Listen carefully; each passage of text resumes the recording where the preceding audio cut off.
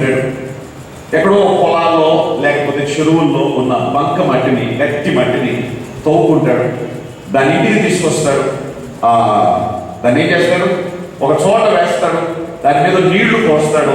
నీళ్లు పోసి దాన్ని మెత్తగా అయిన తర్వాత దాన్ని తొక్కడం మొదలు పెడతాడు. అది కీయోమన్నా మొర్రోమన్నా ఏమన్నా దాన్ని ఏం చేయడు, వదలు. తొక్కి తొక్కి తొక్కి తొక్కి తొక్కి ఆ తర్వాత ఆ మట్టి మెత్తగా గడ్డలు లేకుండా మెత్తగా మారిపోయిన తర్వాత అప్పుడు మరడానికి ఒకసారి నీళ్లు వేసి దాన్ని తీసి చేతితో ఎటు తిప్పితే అటు తిరుగుతుందా, ఎటు వంగితే అటు వంగుతుందా అనే దాన్ని ఆ విధంగా దాన్ని తయారు చేసుకున్న తర్వాత అప్పుడు ఆ మట్టి ముద్దను తీసుకొని ఎక్కడ పెడతాడు?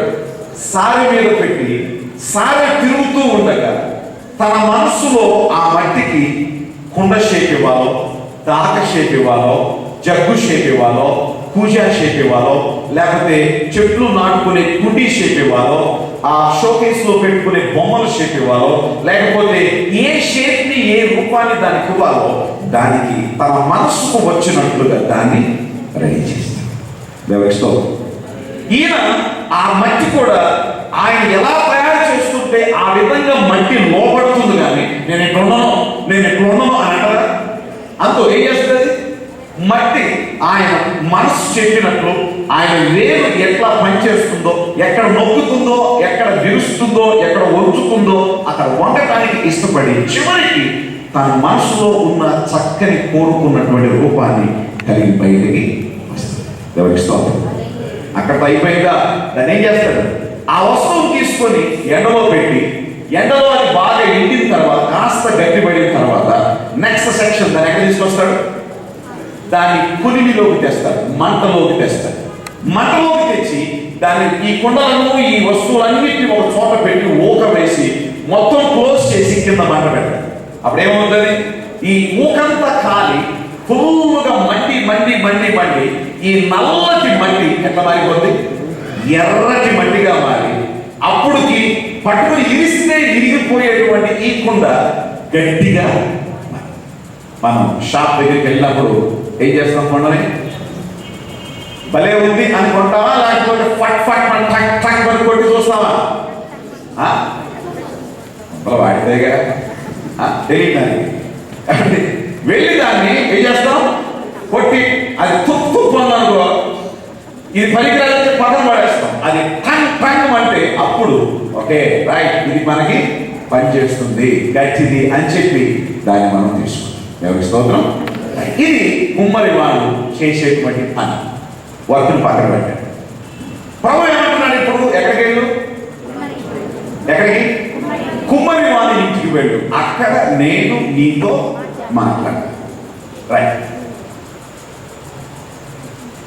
అసలు కుమ్మరి వాడి గురించి ఎందుకు ప్రభు మాట్లాడుతున్నాడు? బైబిల్ చూడండి సార్. 64వ అధ్యాయం 8వ వచనం, యెషయా గ్రంథం 64వ అధ్యాయం 8వ వచనం. యెహోవా నీవు మాకు తండ్రివి. 64వ అధ్యాయం 8వ వచనం. మేము చీకటమ్మను, నీవు మాకు కుమ్మరివాడు. మళ్ళా యెహోవా నీవే మాకు తండ్రివి.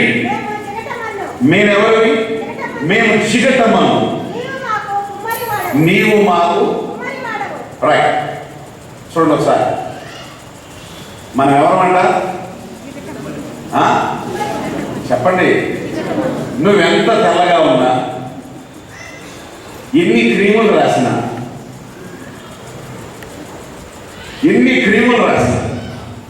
ఎంత తెల్లగా ఉన్నా, ఎంత అందంగా ఉన్నా, ఎక్కడి నుంచి వచ్చినోళ్ళు? ఎక్కడి నుంచి? కొంతమంది నల్లగా ఉన్న డైరెక్ట్గా తెలిసిపోతారు మట్టిలోంచి వచ్చేవాళ్ళు. కానీ కొంతమంది తెలియదు, కానీ అనుకుంటారు మట్టిలోంచి రాలేదని. కాదు, అందరూ ఎక్కడి నుంచి వచ్చారు? ప్రతి ఒక్కరు ఎక్కడి నుంచి వచ్చారు? దేవుడు మనిషిని నేల మట్టిలో నుంచి చేశాడు. మట్టిలో నుంచి మనిషి చేయబడ్డాడు అనడానికి సైంటిఫికల్ గా కూడా మట్టిలో ఏమున్నాయో శరీరంలో 36 ఎలిమెంట్స్ ఖచ్చితంగా ఉన్నాయి.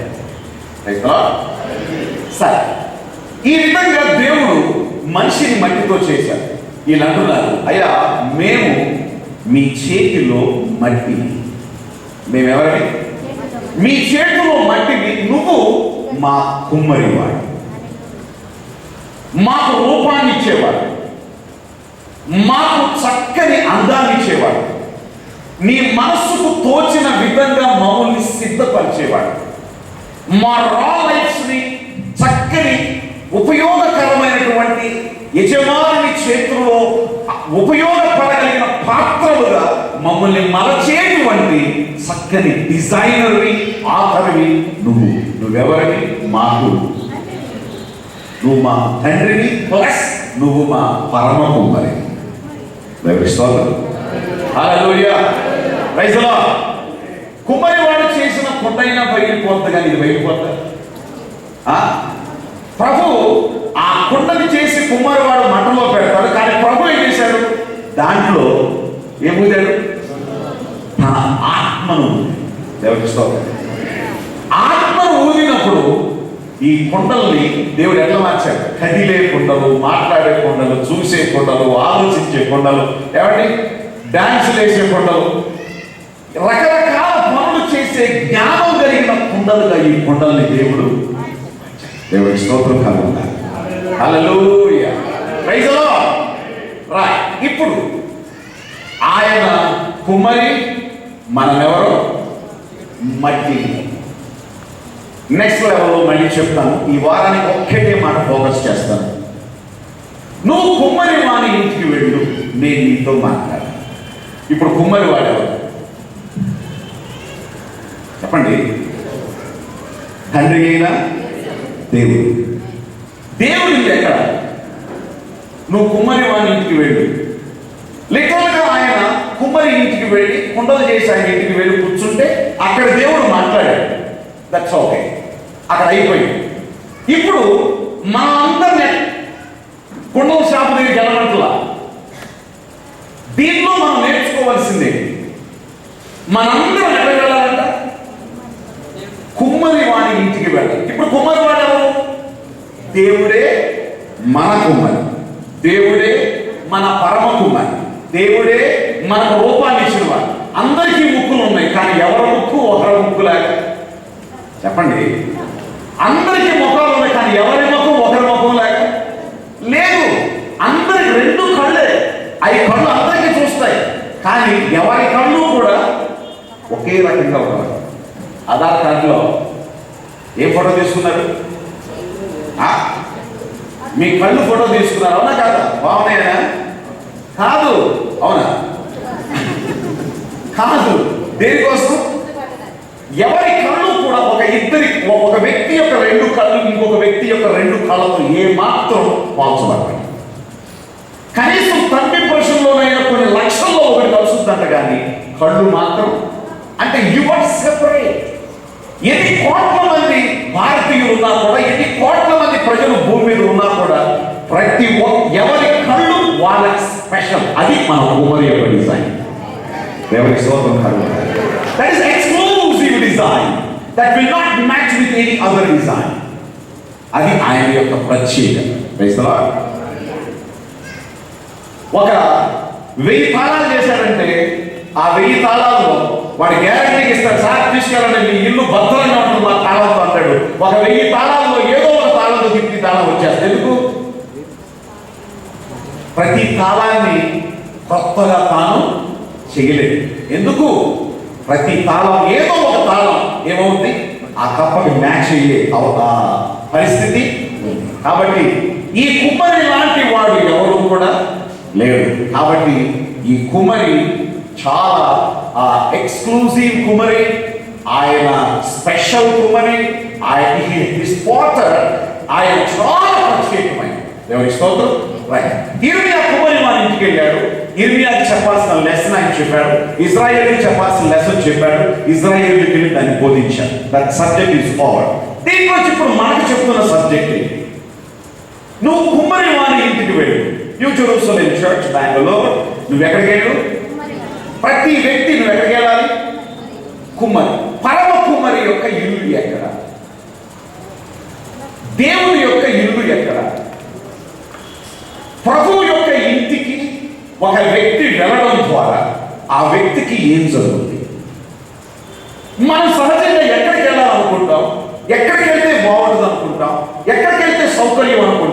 ఎక్కడికి వెళ్తే మనకి చాలా సౌకర్యాలు అనుకూలాలు ఉంటాయి అనుకుంటాం. కానీ ప్రభువు ఈరోజు చెప్తున్నాడు, నువ్వు కుమ్మరి వారి ఇంటికి వెళ్ళు, అక్కడ నేను చేసే పని ఏంటంటే నేను నీతో మాట్లాడతాను.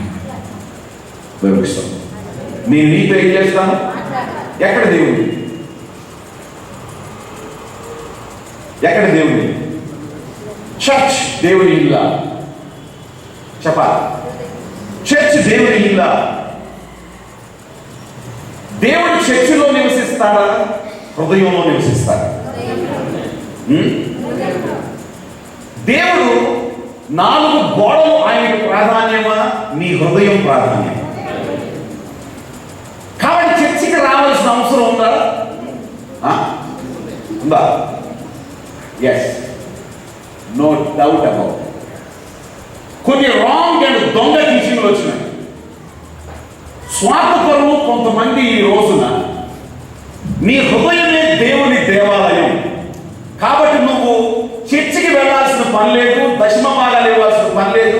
చర్చికి వెళ్ళేది ఎందుకంటే పాస్టర్లు సొమ్ము చేసుకోవడం కోసం నేను చర్చికి రమ్మంటున్నారు. కానీ నువ్వు చర్చికి వెళ్ళాల్సిన పని, దేవుడే నీ హృదయంలో ఉన్నాడు, నువ్వే ఆయన దేవాలయం. రోడ్డు మీద ఉన్న నువ్వు దేవాలయమే, ఎక్కడున్నా దేవాలయం. ఎక్కడైనా నువ్వు ఆరాధించు. డోంట్ గో టు చర్చ్ అని చెప్పేటువంటి వాళ్ళు ఎక్కువై. ఇట్లాంటి వాళ్ళు ఉంటే జాగ్రత్త, మీరు కూడా దేశ దిమ్మలు అయిపోతారు. No doubt about. దేవుడు ప్రభువు మనకి ఖండితంగా చెప్పింది, పాత నిబంధనలో క్లియర్గా చెప్పిన విషయం ఏమిటంటే 6 దినాలు నువ్వు కష్టపడుకోవడానికి నీకు ఇచ్చాను, 7వ దినాన్ని నువ్వేం చేయాలి? విశ్రాంతి దినాన నువ్వు ఖచ్చితంగా నా మందిరంలోకి వచ్చి నన్ను ఏం చేయాలి? నువ్వు ఆరాధించాలి. Praise the lord. That's the strict warning and commandment. One of the commandment. అది మిస్ అయితే చచ్చేటువంటి ప్రమాదం కూడా ఉంది. పాస్టర్ గారు, అది పాత నిబంధన. కొత్త నిబంధనలో ఉంది కదా, రైట్? యేసుక్రీస్తు వారి కొత్త నిబంధనలో చర్చికి వెళ్ళాడా లేదా? సమాజ మందిరానికి వెళ్ళాడా లేదా? యేసుక్రీస్తు వారి కూడా సమాజ మందిరానికి వెళ్ళారు, క్రమము తప్పకుండా వెళ్ళారు. నీకులాగా నాకులాగా కాసేపు కూర్చుని వాళ్ళ చీర వీళ్ళ చీర, వాళ్ళ ముఖం వీళ్ళ ముఖం చూసి వెళ్ళిపోయేవాడు కాదు ఆయన. ఆయన వచ్చాడంటే సమాజ మందిరంలోకి వస్తే రోగులను బాగు చేసేవాడు, లేదా ఆ వాక్యాన్ని తీసుకొని ఆయన స్పెషల్ ఇన్విటేషన్ ఏమి లేదు. కానీ ఆయన ముందుకు వచ్చి వాక్యం చదవటానికి పిలిచినప్పుడు వెంటనే వాక్యాన్ని తీసుకొని చదివేవాడు. ఆ వాక్యం చాలా సార్లు ఆయన వినికిడిలో అది నెరవేరేది. యేసుక్రీస్తు కొత్త నిబంధనలు ఆయన అటెండెడ్. Come to apostles. అపోస్తలులు కూడా ఏం చేశారు? అపోస్తలులు కూడా వారు సమాజముగా కూడుట మానలేదు. వాళ్ళు ప్రతి యేసుక్రీస్తు పునరుద్ధానుడై లేచిన ఆదివారం వాళ్ళందరూ కూడా కూడుకొని, వాళ్ళందరూ కూడా ప్రభువుని ఆరాధించి, రొట్టెనిచ్చి, బల్లలు పాల్పొందులు పొంది దేవుని వాక్యాన్ని వారు ప్రకటించారు. Yes or no? Praise the lord. ఆ తర్వాత అపోస్తలుడు పౌలు దగ్గర నేను మీతో చెప్పేది ఏమిటంటే, అపోస్తలుడు పౌలు చెప్పాడు, నేను వచ్చు వరకు మీరు సమాజముగా కూడుట మానవద్దు. సమాజంగా మనం కూడేది సినిమా హాల్లోనా? ఒక టెంపుల్ని కట్టేటప్పుడు దేవుడు క్లియర్గా చెప్పాడు సొలొమోన్, నా కన్ను ఇక్కడ ఉంటుంది, నా చెవులు ఇక్కడ ఉంటాయి, నా హృదయం ఇక్కడ ఉంటుంది, నా మనసు ఇక్కడ ఉంటుంది, నేను ఖచ్చితంగా ఇక్కడ ఉంటాను, ఇక్కడ చేయబడు ప్రార్థన నేను ఆలకిస్తాను, ఇక్కడ నా కను దృష్టి దీని మీద ఎప్పటికీ నిలుస్తుందని దేవుడు చెప్పాడు. దేవుడికి స్తోత్రం. కాబట్టి చర్చ్ అంటే ఆయన కొరకు ప్రత్యేకించబడినటువంటి మందిరంలో ఆయన ఉండి ఆయన కొరకు వచ్చిన ప్రతి ఒక్కరిని ఆయన ఏం చేస్తాడు? దర్శిస్తాడు. దేవుడి మహిమ కలుగుతుంది. కొత్త నిబంధనలో అయితే కొంతమంది చర్చికి ఇచ్చే ప్రాధాన్యత హృదయానికి ఇవ్వరు. అక్కడ పనికొస్తుంది ఈ మాట. చర్చి ప్రాధాన్యమే, నో డౌట్ అబౌట్ ఇట్. చర్చిలోనే దేవుని గృహాలు తయారయ్యాయి. ఎక్కడ? మీ అందరి ఇళ్ళకి వచ్చి నేను వాక్యం చెప్పగలనా? చెప్పగలనా? మిమ్మల్ని అందరూ రోడ్డు మీద కలుసుకుని మీ డిపార్ట్మెంట్లోకి వచ్చి కూర్చుని మాట్లాడితే పాస్టర్ గారు కాదు ఇంటికి నేను డ్యూటీ చేసుకోవాలంటారు. అవునా కదా? మా అందరూ ఎక్కడ ఆరాధించుకోవాలి, ఎక్కడ కంఫర్టబుల్గా ఉండేది? చర్చిలోనే. పాటలు పాడడానికి, స్తుతించడానికి, ప్రత్యేకంగా మన మనసును పవిత్రంగా ఉంచుకోవడానికి ఏ ఆలోచన లేక మన సెల్ ఫోన్స్ స్విచ్ ఆఫ్ చేసేసి ప్రభువు మీద మనసు పెట్టడానికి కేంద్రీకృతమైనది ఎక్కడ? Only in the church. కాబట్టి కొత్త నిబంధన ఆజ్ఞ, నేను వచ్చు వరకు మీరు సమాజంలో కూడుట మానవద్దు. ఎక్కడ? ఇళ్లలోనా, రోడ్ల మీద, ఎక్కడన్నా కాదు, ఖచ్చితంగా ఎక్కడ? ఇన్ ద చర్చ్, సంఘం, చర్చిలో. ఎందుకు? ఆయన కనుదృష్టి అక్కడ ఉంటుందని చెప్పాడు, నేను అక్కడ ఉంటానని చెప్పాడు. రైతులా అయితే చాలా మంది చర్చిలోకి వచ్చేటప్పుడు ఆ గుమ్మాన్ని ఒకసారి ముట్టుకుని చెంపలేసుకుని ఆ చర్చిలోకి వచ్చిన తర్వాత చెప్పులు తీసేసి చాలా పవిత్రంగా భయంగా కూర్చుంటారు. కానీ చర్చిలో దేవుడు ఉన్నాడు కాబట్టి భయపడతారు. కానీ బయటికి వెళ్ళిన తర్వాత అసలు ఈ హృదయంలో దేవుడు ఉన్నాడని సంగతే మర్చిపోయి ఇష్టానుసారంగా ప్రవర్తిస్తారు. అట్లాంటి వాళ్ళతో చెప్తున్నాను, ఈ మందిరం పరిశుద్ధమైనది, ప్రత్యేకించబడింది. ఈ మందిరం దేవుని కోసం ఏర్పాటు చేయబడిన మాట వాస్తవమే. కానీ అతి ప్రాధాన్యమైనది నీ యొక్క హృదయం. ఈ మందిరంలో ఉన్నటువంటి దేవుడు రాళ్ళను మార్చడు, నిన్ను మారుస్తాడు. ఈ మందిరంలో ఉన్న దేవుడు నీ జీవితాన్ని మారుస్తాడు. దేవునికి స్తోత్రం. ఈ మందిరంలో ఉన్న దేవుడు అద్భుతాలు రాళ్ళని చేయడు, స్నానం చేయడు, గోళ్ళని చేయడు. ఆయన చేసేది ఈ మందిరంలో వచ్చిన వాళ్ళని చేస్తాడు. కానీ ఈ మందిరంలో దేవుడు ఉంటే ఈ మందిర ఓనర్కి, ఈ శరీరానికి, ఈ వ్యక్తికి, ఆ కుటుంబానికి దేవుడు అద్భుతాలు చేస్తాడు. సో ఫస్ట్ మీ హృదయం అనే దేవాలయం చాలా ఇంపార్టెంట్. మీ దేవాలయంగా కట్టబడుటకు, ఆత్మ సంబంధమైన బలులు అర్పించుటకు, మనం ఆ సజీవమైన రాళ్ల వలె ఉండి ఆత్మ సంబంధమైన బలులు అర్పించుటకు మనం ఏమవుతున్నాం? మనం ఆయన మందిరముగా కట్టబడుచు ఉన్నాం. 1 పేతురు పత్రిక 5వ వచనం 2వ వచనం. ఎఫెసీ పత్రిక 2వ అధ్యాయం 19-20 వచనాల్లో ఉంది. మనందరం కూడా ఆయనలో అమర్చబడటం ఏమవుతున్నామంట? చక్కని మందిరముగా మనం కట్టబడచ్చు. ఏమవుతున్నాం? మనం ఎక్కడ కట్టబడేది? ఇక్కడే. సాతాను యొక్క మెయిన్ కాన్సెప్ట్ ఏమిటంటే చర్చికి నిన్ను రానికుండా చేస్తే చాలు, ఏదో ఒక విధంగా నీ బిజీ లైఫ్ ద్వారానో లేకపోతే ఇంకో ద్వారా ఇప్పుడు క్రైస్తవులోనే వచ్చినటువంటి దొంగ టీచింగ్లు ఏమిటంటే, పాడు చేసే టీచింగ్లు ఏమిటంటే నువ్వు మందిరానికి వెళ్ళాల్సిన పని లేదు. This is a wrong teaching. ఈ మందిరంలోనే ఏమవుతాయి? మందిరాలుగా మలచబడి ఆరాధనకి యోగ్యమైనవిగా సిద్ధపరచబడతాయి. వాటిలో పడిన దుమ్ము, ధూళి, మట్టిని అంతా కూడా క్లియర్ అయ్యి కల్మషం తొలగిపోయి పరిశుద్ధంగా మార్చబడి ప్రభువుకు ఉపయోగకరమైన నివాస యోగ్యమైన మందిరాలుగా మార్చబడతాయి. దేవునికి స్తోత్రం. ఇలాంటి బోధలు వినద్దు. ఇలాంటి బోధకులను ఏమాత్రం ప్రోత్సహించదు. ఇలాంటి వాళ్ళ సంఘాలను ఈ రోజున ఆంధ్రాలో, మన కువైట్లో కూడా అక్కడ కూడా చెబుతున్నారు. చాలా మంది ఇదే విధంగా రాంగ్ కాన్సెప్ట్ లో వెళ్ళిపోతుంది. మంచిలోనికి రమ్మంటే చాలా టైం పడుతుంది, కానీ తప్పులోకి పొమ్మంటే మాత్రం చాలా త్వరగా తప్పు చేస్తున్నారు. రైట్.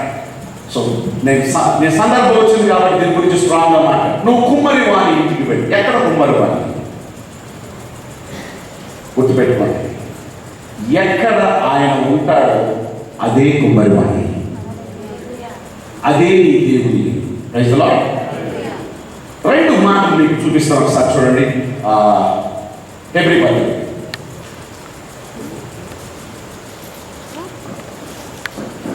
3వ అధ్యాయం 3వ అధ్యాయం మొదలు చదవడం. ఇందువలన పరలోక సంబంధమైన పిలుపులో పాలు పొందిన పరిశుద్ధ సహోదరులారా, మనము ఒప్పుకున్న దానికి అపోస్తలులను ప్రధాన యాజకులైన యేసు మీద లక్ష్యం ఉంచుడి. చూడండి ఏమిటి? దేవుని ఇల్లంతటిలో మోషే నమ్మకముగా ఉన్నట్లు ఈయన కూడా నమ్మకముగా ఉండేది. ప్రతి ఇల్లు ఎవరైనా ఒకరి చేత సమస్తమును కట్టినవాడు ఇంటి కంటే దాన్ని కట్టినవాడు ఎక్కువ ఘనత పొందినట్లు ఈయన మోషే కంటే ఎక్కువ మహిమకు అర్హుడుగా ఎంచబడిన దేవుని స్తోత్రం. 6వ వచనం అయితే క్రీస్తు కుమారుడు అయి ఉండి ఆయన ఇంటి మీద నమ్మకముగా ఉన్నాడు. ధైర్యమును నిరీక్షణ వల్ల ఉత్సాహమును తుదమట్టుకు స్థిరముగా చేపట్టిన ఎడల చెప్పండి మనమే, చెప్పండి మనమే, చెప్పండి మనమే ఆయన ఇల్లు.